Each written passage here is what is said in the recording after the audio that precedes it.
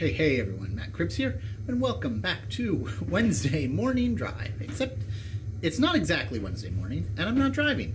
Turns out it is I'm looking out the window over here. There is yet another snowstorm hitting the northeast of the United States on March 21st, nonetheless. So, yay spring. So I'm at home and in my workshop. So today I wanted to talk about, as you know, last week, talked about the new direction for the channel and what I'm looking at. But today I wanted to talk about what are the top 5 or 6, maybe 7 games that I'm excited for the beginning of this year. And which ones will be on the channel, making an appearance, and I'm looking for your feedback. So, without any further babbling, the list. Number 1 is Astra Mater. And you've already seen it on my channel. It's, you know, I think the game is, I wouldn't call it quite done yet. It's not very deep. There's not a lot of gameplay, but the pace of change that they are making and the number of things they are adding is looking to be really, really exciting. I think, you know, as the game evolves and as it gets more features into it, we're going to see something that's pretty deep. Plus, it's a lot of fun, and I'm enjoying it. Number 2 was Surviving Mars. You know, I know it's getting a lot of attention.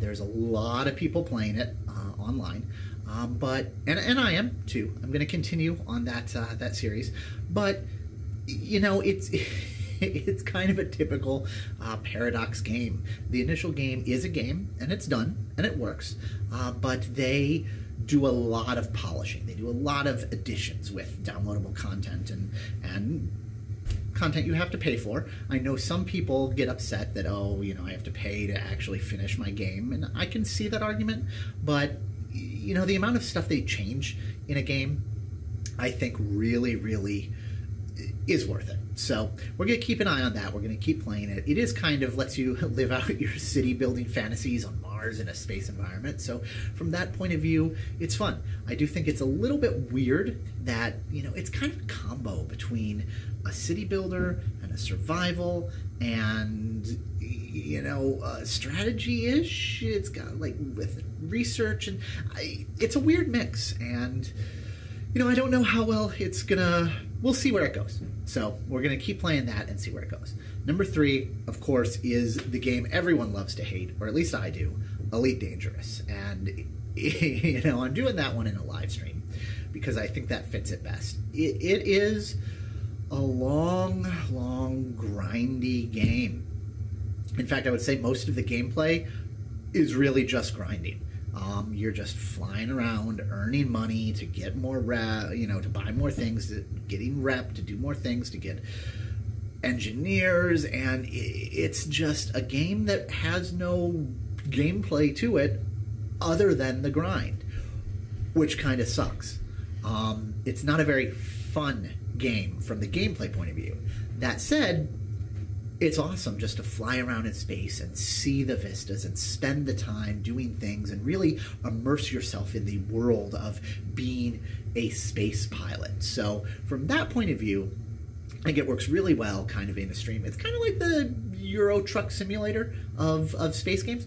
So that's what I'm going to use it at. And that's what it is. And it's kind of, you know, working from that point of view. It's a place to chill, to be out, you know, pretending to be a pilot, space pilot, by yourself, and just enjoying it for what it is, and not looking for any gameplay other than that. Number 4, I think, is probably Kerbal Space Program's latest expansion. It's an old game. It's a lot of fun. It really can teach you a lot about orbital mechanics and the theories behind things, even though it might not necessarily be totally realistic. You know, it teaches you a lot of things, and plus you get to build awesome spaceships and blow them up. And I think the new expansion kind of gives, you know, with missions, gives digestible chunks of things to actually try. I heard something outside, or maybe it's upstairs. My family's actually upstairs, so you might be able to hear them in the background. But I think it'll give digestible chunks of things to try other than kind of the open world-ish nature of what KSP was. Even with the career mode, it was still kind of, you know, that was not very deep. So even though before I started recording, I kind of played my way out of just the building rockets and launching them and going to places. We'll see how the missions do to get that. And unofficial number 5, 6, or 7, or whatever is probably the two I'm looking at is Imperium Galactic Survival or Stationeers. Both are kind of the same, building type stuff, and I really, really like that, kind of building things and building bases and doing resource gathering and making machines that are crazy, kind of like Astroneer, although Astroneer is a little more exploration-y focused. It's at least so far. But I want to get, I think one of those three, probably Astroneer, Stationeer, or Imperium, will probably expand into the niche, hopefully, to get that building and those. And I might do one of those series if the game has it in a creative mode, where I focus more on the building and getting things really awesome, wicked spaceships or bases or space stations or something like that, instead of the more traditional grind for materials, build a survival that survival gameplay. I mean, it's fun and all, but there's a lot of it out there. I think the fun is the what you can build.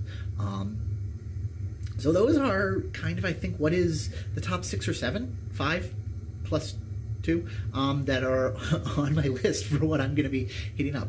There are other things on my list that I am interested in seeing what you guys think about. Things that I've played and enjoy, but I don't know if I'm going to quite hit them up yet. And that's things like Star Citizen, Eve. Although Eve's a huge investment, I don't want to know if I want to get into that. Star Citizen itself, big investment in cost. It's a super expensive game to play. At least I haven't pulled the trigger on it because it seems like a very expensive game in real world money to play. Maybe I'm wrong. You tell me.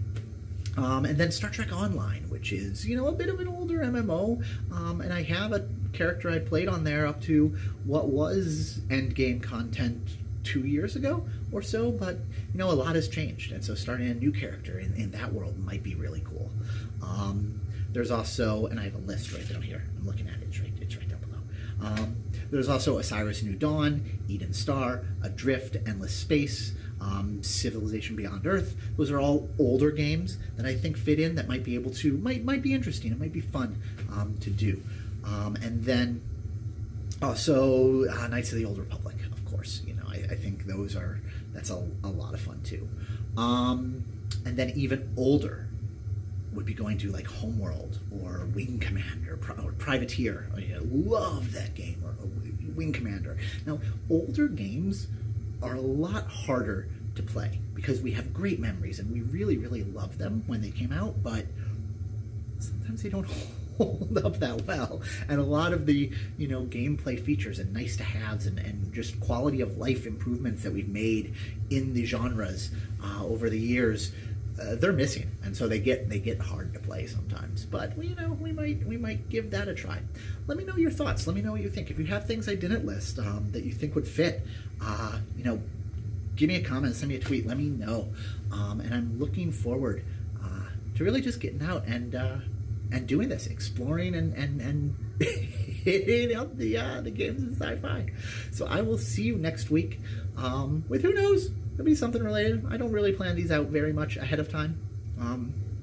Until then, keep playing. Later. Bye.